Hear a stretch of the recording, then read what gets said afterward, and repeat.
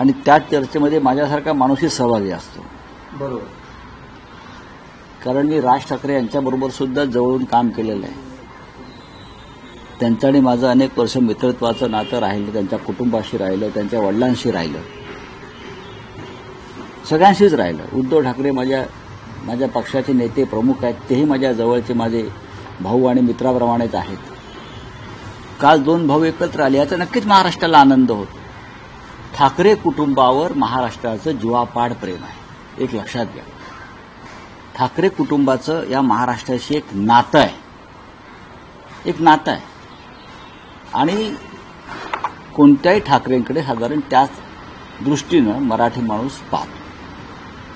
आता दोघांचे हे पक्ष वेगळे आहेत. राज ठाकरे यांनी स्वतःचा एक पक्ष स्थापन केला आहे. त्या पक्षाच्या वतीने ते भारतीय जनता पक्षाबरोबर राहून काम करतात. देवेंद्र फडणवीस, नरेंद्र मोदी, अमित शहा हे त्यांचे आयडॉल आहेत. आमच्या पक्षाचं तसं नाही.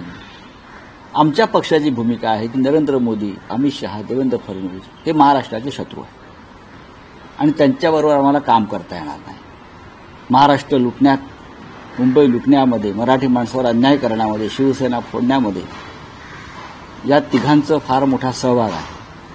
अशा व्यक्तींबरोबर जाणं हे महाराष्ट्राची बेईमानी ठरेल. आणि दुर्दैवानं राज ठाकरे हे अशा लोकांची भलामण करतात व त्यांच्याबरोबर राहतात. एकीकडे भाजपबरोबर आम्ही राहिलो आहोत असा आमच्यावर आरोप होईल, नक्कीच राहिलो, तेव्हा राज ठाकरे आमच्याबरोबर होते.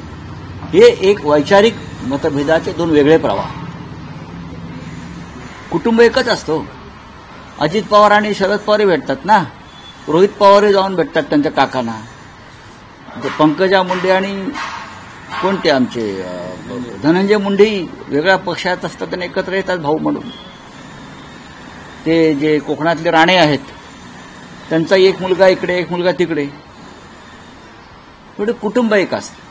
त्याच्यामुळे कुटुंब म्हणून एक आल्यावर सुद्धा काही महाराष्ट्राच्या दृष्टीनं काही महत्वाचे प्रवाह असतात. त्या प्रवाहामध्ये आम्हाला वाहत जाता येत नाही. हा सुद्धा महाराष्ट्रानं विचार केला पाहिजे. अर्थात शेवटी काय निर्णय घ्यायचा कोण, हे उद्धव आणि राज ठाकरे हे 2 भाऊ आहेत. हे 2 भाऊ आहेत. हा निर्णय त्यांनी घ्यायचा आहे आणि त्यांनी घेतलेला निर्णय मला माहिती आहे की महाराष्ट्र मान्य करेल. नाही, पण राऊतसाहेब, नजीकच्या काळात उद्धव ठाकरे, राज ठाकरे हे राजकीय व्यासपीठावर युती म्हणून एकत्र दिसू शकतात का, किंवा तसे काही प्रयत्न होऊ शकतात का? कोण प्रयत्न करणार? तुम्ही म्हणतात तुम्ही दोघांचे मित्र आणि दोघांचेही स्नेही राहिलेले. असं आहे की अनेकांचे मित्र हे असतातच एकमेकांकडे. पण माझ्या दृष्टीनं कालचा लग्न सोहळा हा काय राजकीय विषय नव्हता. हा राजकीय विषय कसा का असू शकेल? याआधी सुद्धा उद्धवजी आणि राजजी हे अनेक कार्यक्रमात एकत्र आले आहेत. परवा ताज लँडसेंडच्या एका कार्यक्रमात एका सोहळ्यामध्ये होते. त्याच्या आधी ते होते. त्याच्यामध्ये तुम्ही राजकीय नजरेनं सध्या पाहू नका.